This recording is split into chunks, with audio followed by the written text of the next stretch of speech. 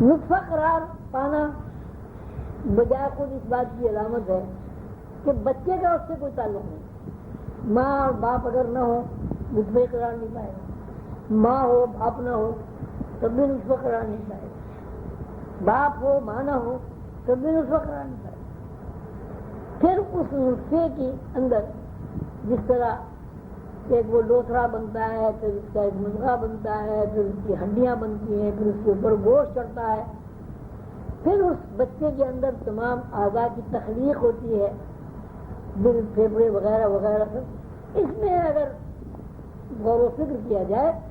تو کوئی ایک چیز بھی ایسی نہیں ہے کہ جس کے بارے میں کوئی بچہ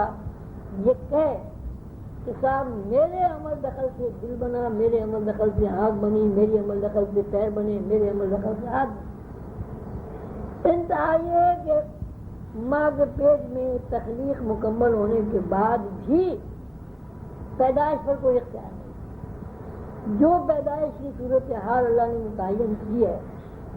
اگر وہ پروسیس پورا نہ ہو تو بچہ پیٹ میں مر جائے گا، وہ پیدائش کی واقع ہی نہیں ہو. تو پہلی بات یہ ہے کہ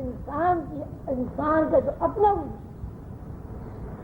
اس کے اپنے وجود میں بھی کہیں بھی سوئی رکھنے کی جگہ نہیں ہے کہ جہاں وہ یہ کہہ سکے کہ سوئی کی نوک کے برابر مجھے اختیار تھا. اس اختیار کی بنیاد پر میں ماں کے پیٹ میں نشوما پا کر پیدا ہوں. پیدائش کے بعد اس کو جو وسائل استعمال کرنے ہیں وہ بھی پہلے سے موجود ہے. پھر یہ جوانی بڑھاپے کے ادوار سے جب وہ گزرتا ہے، اس میں بھی اس کا اپنا ذاتی کوئی دخل نہیں ہے. مثلا اگر اللہ تعالیٰ خبز و نوش کا جو انتظام اللہ نے زمین پر کیا ہے، پیدائش کے بعد اگر خبز و نوش کا انتظام ختم ہو جائے تو کوئی پیدا ہونے والا بچہ جوان نہیں ہو سکتا، کوئی جوان آدمی بوڑھا نہیں ہو سکتا. تو جتنا بھی تفکر کیا جائے ایک ہی بات سمجھ میں آتی ہے کہ انسان کا اپنا ذاتی وجود ہے وہ بھی اللہ کا تخلیق کرتا ہے، اور اس میں انسان کے وجود کی اپنی ذاتی نہ کوئی صلاحیت ہے اور نہ کوئی ذاتی خواہش ہے اور نہ کوئی اس کی اپنی چوائس ہے. تو جب انسان کی پیدائش ہی غیر اختیاری ہے، جب انسان کی پیدائش میں ہی در و بس اللہ کی ہستی کا عمل دخل ہے. اگر ماں باپ کہیں ماں باپ سے آدمی پیدا ہوتا ہے تو سوال یہ ماں باپ کیسے پیدا ہو؟ پیچھے اگر آپ دور ہیں پچھلے دور میں تو وہاں یہ بات یہ بے شادی جس طرح آپ بچے ہیں، میں بھی بچہ تھا، آپ بھی بچے تھے، آپ بھی جوان ہوئے، میں بھی جوان ہوا، اسی طرح میرے ماں باپ بھی بچے تھے، وہ بھی جوان ہوئے، وہ بھی بوڑھے ہوئے. تو غور و فکر کے نتیجے میں یہی بات نکلتی ہے کہ انسان کو یہاں نہ پیدائش پر اختیار ہے، نہ اپنے وجود کی ساخت پر اختیار ہے، نہ اسے جوان ہونے پر اختیار ہے، نہ اسے بوڑھا ہونے پر اختیار ہے، اور نہ اسے کسی بھی قسم کا موت کے اوپر اختیار ہے. تو جب ذاتی وجود ہی غیر اختیاری چیز ہو گیا تو اب یہ کہنا کہ انسان نے یہ کیا اور انسان نے وہ کیا اور انسان وہ کر سکتا ہے، یہ سب لفظ اور جہالت کی بات ہے. یہی صورتحال دنیا کی بھی ہے کہ دنیا میں کسی چیز کے بارے میں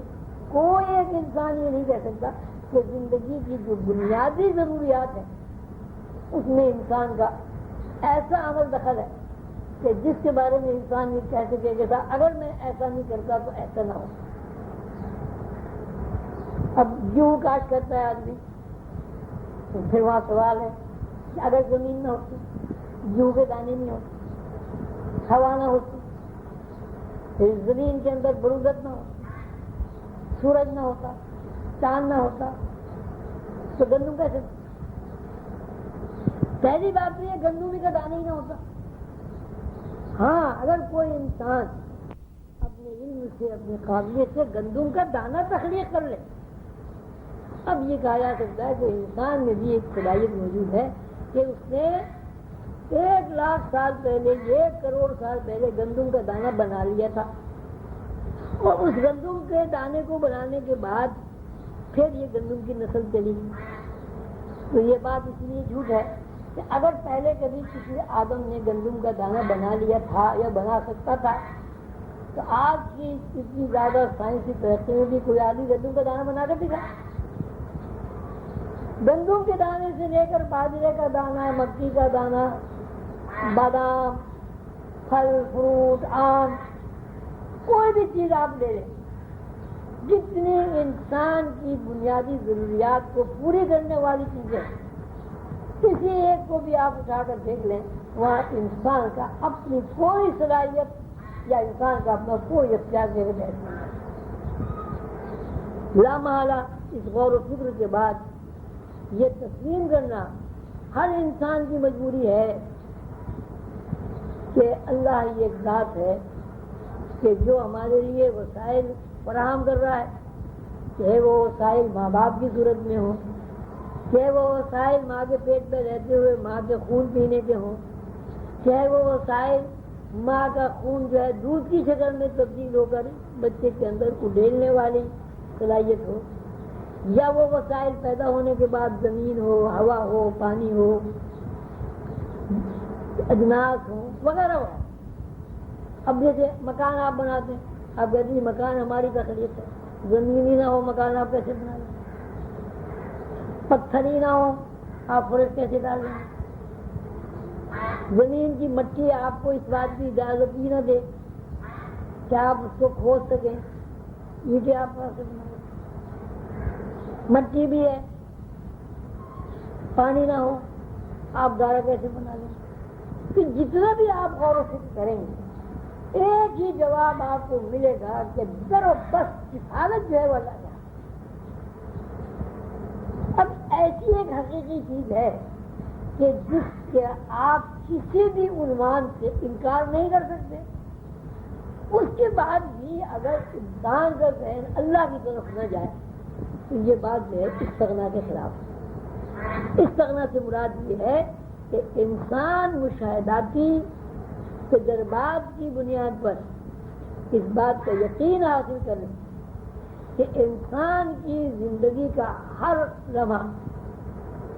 اللہ کی ملکیت ہے، اللہ کے تابع ہے، اور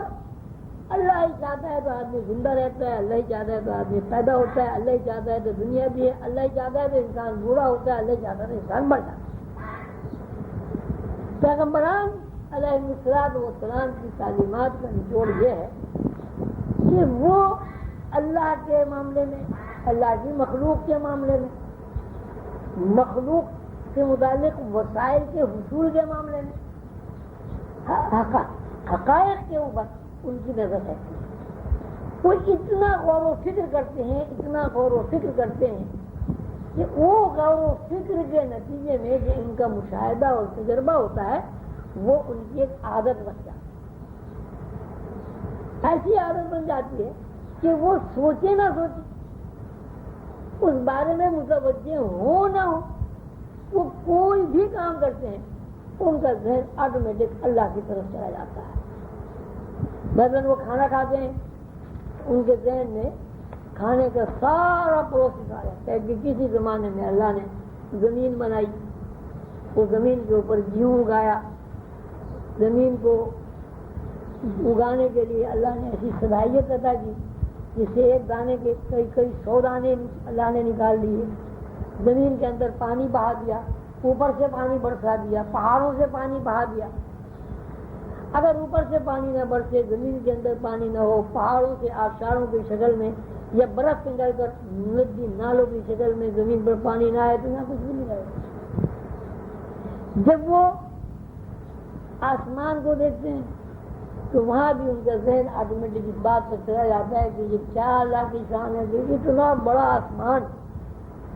جو ہزاروں ہزاروں میل کی ایک چھت ہے، نہ اس میں کہیں پلر نظر آتا ہے، نہ اس میں کوئی سہارا نظر آتا ہے، آسمان ہے کہ پڑا ہوا ہے. تو انسانی زندگی اگر پیغمبروں کی فکر کے مطابق ہو جاتی ہے تو وہ انسان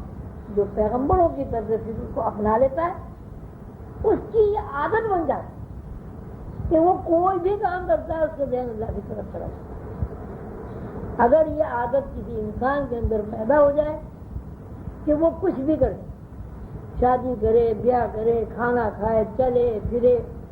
سوئے، جاگے، اٹھے. اب جیسے اللہ تعالیٰ فرماتے ہیں کہ جب تم سوتے ہو تو ہم تمہیں آدھی موت تمہارے اوپر وارد کرتے ہیں. جب تم سوتے ہو تو آدھی موت تمہارے اوپر وارد ہو جاتی ہے. اور وہ اللہ ایسا اللہ ہے کہ تمہیں آدھی موت سے نکال کے پھر زندہ کر دیتا ہے. روز آدمی مرتا ہے، اور روز آدمی مرنے کی حالت میں بھی منجمد نہیں ہو جاتا، معطل نہیں ہو جاتا. جو دنیا میں حرکت کرتا ہے وہ سونے کے بعد بھی کرتا ہے. پھرتا بھی ہے، پھرتا بھی ہے، کھاتا بھی ہے، دہشت زدہ بھی ہوتا ہے، خوش بھی ہوتا ہے. انتہا یہ کہ بیداری کی حالت میں جس قسم کے بھی جسم کے اوپر تاثرات قائم ہوتے ہیں عمل کرنے کے بعد، حالانکہ خواب میں جسم عمل نہیں کرتا، ساکت پڑا رہتا ہے، لیکن عمل کا جب مظاہرہ ہو چکا ہوتا ہے تو جسم کے اوپر وہی تاثر قائم ہوتا ہے جو بیداری میں جس طرح جسم کے اوپر تاثر قائم ہوتا ہے خواب دیکھنے کے بعد تاثر قائم. اگر کسی انسان کے اندر یہ صفت پیدا ہو جائے کہ وہ کچھ بھی کرے، غیر اختیاری کرے،